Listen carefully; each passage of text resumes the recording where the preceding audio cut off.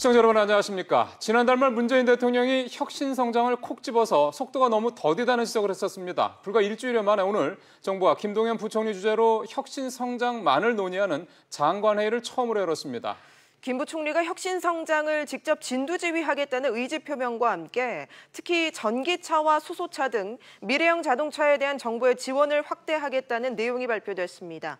취재기자 연결해 하나하나 들어보겠습니다. 이한승 기자. 네, 정부 세종청사입니다. 네, 김 부총리가 오늘 혁신 성장과 관련된 장관급 회의를 주재했는데 이 회의가 처음 열린 회의라고요?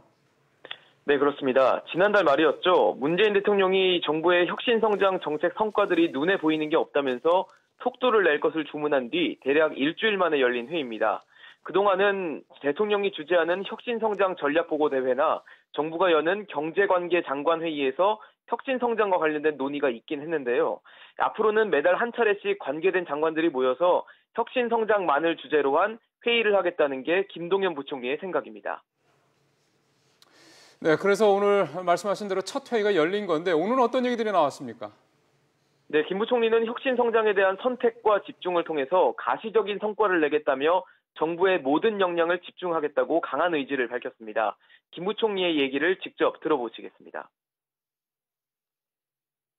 빠른 시간 내에 규제가 필요한 과제들에 대한 의견을 모으고 있고 그것들을 적어도 한 분기 내에 해결할 수 있는 돌파구를 찾을 수 있도록 최선의 노력을 하도록 하겠습니다. 네, 김 부총리는 특히 3개월 안에 구체적인 규제 혁신안을 내놓겠다면서 시기까지 못 받기도 했는데요. 그만큼 본인이 갖고 있는 강한 의지를 적극적으로 추진하겠다는 뜻으로 풀이되고 있습니다. 네, 그런데 불과 얼마 전에 경제 컨트롤 타워를 두고 논란이 있었잖아요. 일각에서는 경제정책 추진 과정에서 김 부총리가 배제되는 이른바 김동연 패싱 논란까지 있었는데 이런 상황을 불식했다고 볼 수 있을까요?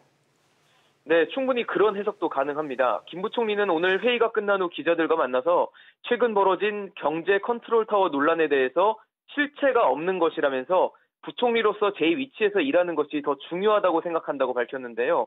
마침 내일이 김동연 부총리가 취임한 지 1년째 되는 날이어서 취임 1년의 즈음에 혁신 성장의 키를 본인이 직접 쥐면서 그동안 흔들렸던 경제 사령탑으로서의 입지를 다지겠다는 의지가 담겨 있는 것으로 해석됩니다.